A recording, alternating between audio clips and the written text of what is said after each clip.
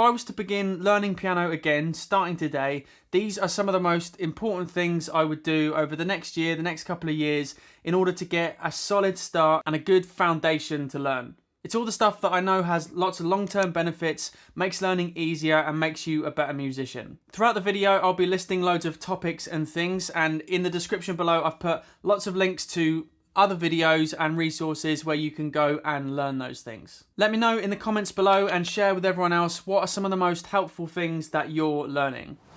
Okay, so the first thing is that apart from in the very beginning when you're just getting familiar with the piano and using your fingers, I would spend the largest amount of my practice time learning real music, so learning songs and pieces. Of course, all the other exercises, things to do, and musical knowledge to learn is going to help you improve and get the most out of playing. But to put it simply, I think that you can learn the most about playing music by actually doing it.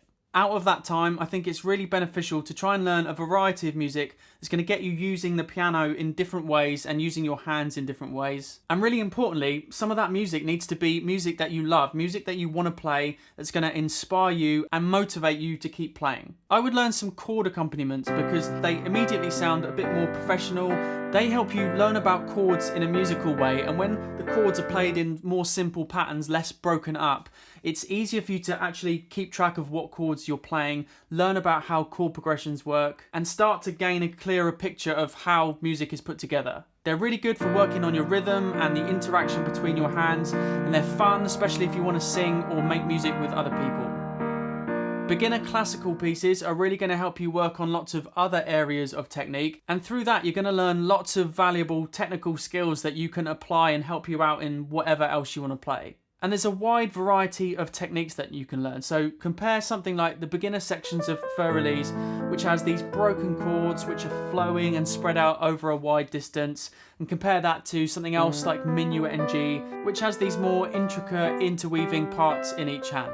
Two skills that feel very different but will both help you in lots of areas of playing piano. There's also lots of simple beginner music in books and on YouTube that can be really beneficial. They're often shorter, so you can get through a wider variety of things and different styles of music. Sometimes beginner pieces may not always have the most inspiring arrangements, but bear in mind it is also good to learn some things, even if it's not your first choice, if you're going to gain something important out of learning it. So you do want to try and choose material that's the right level of challenge for you for your core practice, because trying to play stuff that's too out of your league, it doesn't really help you learn as well, and it can even put you off playing when it feels too hard. It's better to build up to things, but having said that, as long as you are getting that more nutritious part of your musical diet in, make sure that you save some time purely for fun stuff to keep you motivated, keep you enjoying music, where you can try out whatever you like and push your boundaries.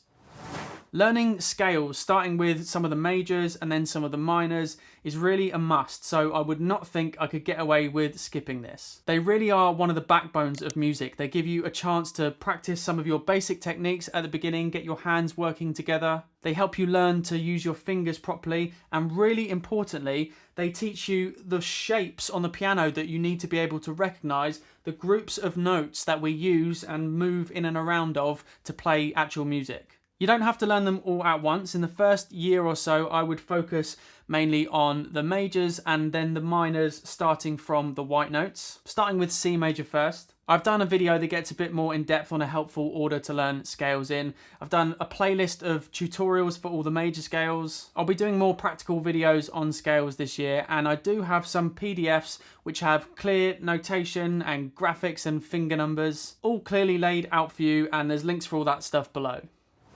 The next thing I would focus on is getting really familiar with finding and being able to wrap my fingers around all the basic chords we use and their inversion positions. So starting again from scratch, I would dedicate more specific practice time to really getting used to these positions that we use all the time in music. When you start to recognize these familiar elements, these familiar shapes in music, it makes learning new songs and pieces much easier and clearer and quicker. Anyway, when I say basic chords, I really mean major and minor chords, which are 3-note chords, and they're the most common ones we use. Now there's other chords too, but they're the most useful ones to focus on first, and they can kind of act like a framework and a foundation to help you learn more chords in the future. recognize new shapes. And inversion positions then, simply put, are just those same chords, just with the notes rearranged in another order, and they're just common ways that we play those chords. There's videos below to help you learn and memorize all those chords and inversions in a way that's most practically useful for you. There's guided practice videos to help test you, and there's PDFs on those too with helpful theory stuff and big glossaries of chords.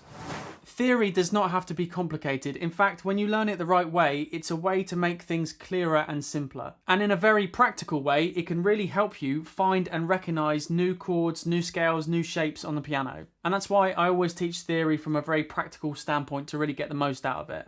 Often theory is really just labeling stuff that we use a lot, and when you get used to that terminology a little bit, it just makes it much easier to learn new things and understand what people are talking about. So in the beginning, there's a few things to do, like learning to name the notes, half steps and whole steps, and then moving on to how to build chords and build scales and numbering notes and using something called intervals. Then there's something that's really helpful is learning the chords that fit inside a key, the chords that we can get using the notes from a scale. That's really helpful for learning how songs are put together. There's the terminology we use for rhythm, things like eighth notes, quarter notes, and time signatures. There's some other stuff specific to reading too, and this vocabulary is also going to help you learn to pick music apart and how it works and help you write music. It really does help you with so many things, and again, I've got videos on that stuff linked below. I would keep listening to lots and lots of music. Music I love, but try and broaden my horizons too, listen to new things. And when I say listen, I mean really listen. Listen actively to the music. Think about what's happening in the music. Because as well as keeping you excited and motivated to learn, really listening to music can help you absorb the language and develop musical instincts. And that kind of stuff often comes out in how you play something, and it's the kind of thing that you can only really get through experiencing and listening to music. Especially listen to recordings of something that you're learning. Consistency really is the key when it comes to practice and learning piano. Of course, you have to learn how to practice each thing well, but to keep that momentum going, it's really important to try and get in a routine of when you sit down and play. Psychologically, but also it's really important to keep everything that you're working on fresh and present in your mind so that eventually you can ingrain this stuff till it feels like second nature, till it feels easy. And that might be a section of a piece you're working on, it might be working on scales, it might be your sight reading. Whatever it is, I would keep practicing often and avoid big gaps between playing. And to make that easier, I would keep my setup permanent because otherwise the thought of having to get everything out is going to put you off getting started.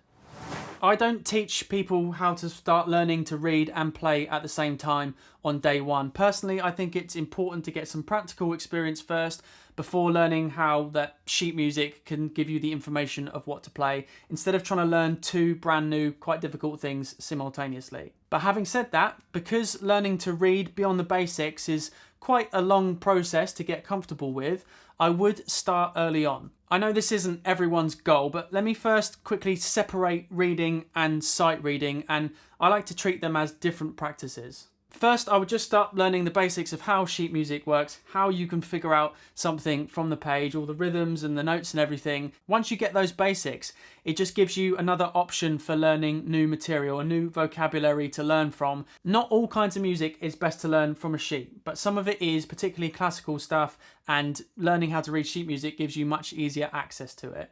Secondly then, after a while, I'm going to focus on sight reading. And by that, I mean being able to look at something and basically play it straight away. So for that, I'm going to use far more simple exercises.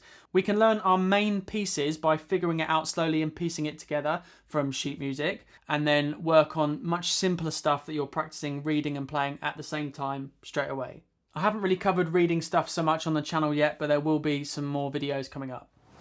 Something that I feel does often get overlooked in more traditional piano education is the importance of training your ears. Your ears as a musician are your greatest asset, and they kind of guide everything that you do. As well as paying attention to your own playing, really listening to what you're doing and developing a good sense of awareness for the details and the nuance. It's really important early on to try and develop a connection to the sounds in music, and it really does help you learn much more effectively. It doesn't need to be complicated to start with. I want to do some training videos on the channel, but even at the beginning, important things are just being able to match a pitch, hum a note, hum a melody, practicing copying, figuring out very simple melodies on the piano, and really just getting used to how notes move up and down, often inside a major scale or a minor scale. And then further down the road, we can learn to hear how different chords sound, how different scales sound, and learning to hear intervals. Hearing which note of the scale we're on as well is a little bit more advanced.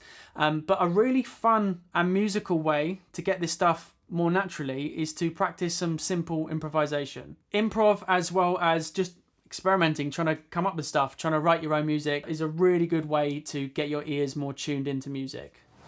Okay, I won't harp on about this one so much because I know most of you are here because you're learning by yourself. I've had teachers, but I've learned hell of a lot by myself as well. Regular lessons can really help you get a structure in your learning and make you accountable, I suppose, to practice, but they are really expensive. What is another good option though is if you can find a teacher that's happy to do occasional one-off lessons. Not all teachers will do this, but some do. And even with just an occasional session, you can get that feedback specific to you, specific to your needs, and it might identify problems that you didn't realize you were having, specifically technical ones. A teacher may point something out that you didn't think to ask or didn't know to look for that might be a real game changer for you. As great as YouTube is, channels like mine, well, I'm always trying to cover things that I know that the vast majority of people are going to need, whether they realize that they need it or not. But the problem with channels like mine is that we have to cater to lots of people. But if you can, it's going to be really helpful to get the odd lesson that's specifically tailored for you. I would do some dedicated run-throughs of whatever it is where I'm specifically focused on playing the rhythm really accurately. Over the years, I've become more and more aware of how important the rhythm is, especially with simple things actually, to making it sound good. I'm going to do some how to improve your rhythm videos really soon, but a couple of things like obviously using a metronome. I've been using this vibrating one recently, which is really helpful. I think it'd be helpful for beginners. I know it can be tricky to start using a metronome, but it's really important, so I want to try and do a video on that as well soon to help you. And even if you're not wanting to learn to read, just learning how to read rhythm, I think, would be really helpful for you because it's going to help you kind of visualize how rhythm works. And we use that kind of terminology whether you're reading or not. So always have some run-throughs of what you're learning where you're specifically focused on nailing the rhythm. I would try and get good at actually practicing, learning good practice methods, and be able to make the best use of my time at the piano. When you're learning by yourself, you have to be your own teacher. And I could make a whole series of videos on this, but I want to give you a few important things in this video for beginners. Mindful practice is really important so that when you're having a run through of something, you know exactly what you're working on when you're doing it. So to start with, it might just be trying to memorize the notes. It might be working on the fingering the next time. It might be honing the rhythm, or it may be a specific element of your technique you're trying to work on. Try and have specific goals for each run through of exercises you're learning or pieces you're working on. Don't play or don't practice too fast. There's often just too much going on to keep up with in the beginning stages, and it doesn't help you learn anything. In general, it's much better and clearer to learn things slowly, learn to piece it together, and then speed it up. So you need to go slow to give yourself that thinking time to process everything you have to do. And always be aware of your technique. Pay attention to what you're doing, what you could do differently, and how that's going to help you move around and play something more efficiently. Technique can't really be neglected because it's what gives you the control and the freedom to actually make something sound musical. I've just tried to sum those things up quite quickly there, but I do talk about that stuff a lot on the channel.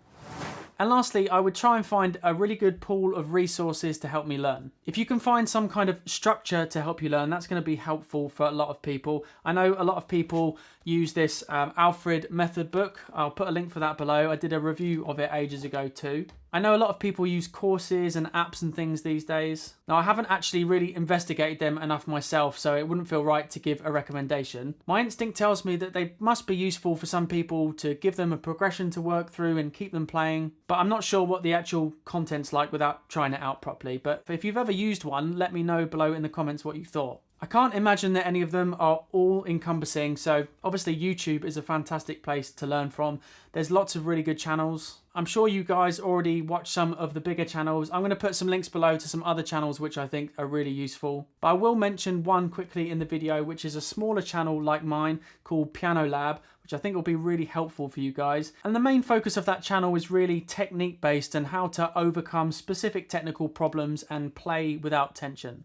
Speaking of tension, you should watch this video next, which is going to help you lift up and move around the piano with a nice relaxed wrist, which is going to help you play everything much easier. Thanks for watching.